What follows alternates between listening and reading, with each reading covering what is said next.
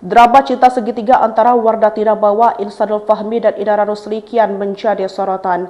Di tengah dekatnya Inara yang meminta kepastian, Insanul justru menunjukkan sinyal dan ingin kembali ke pelukan istri sahnya.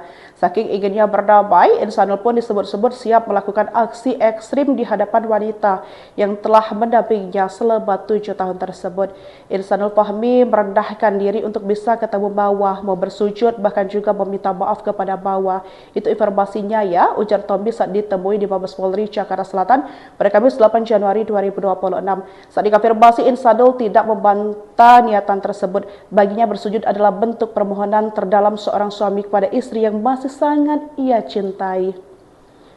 Meski Inara Rusli diketahui sudah memberikan tenggat waktu untuk memilih, Insanul justru memberikan jawaban mengambang. Ia menggunakan alasan agama untuk mempertahankan Bawa sekaligus menghadapi perceraian tersebut.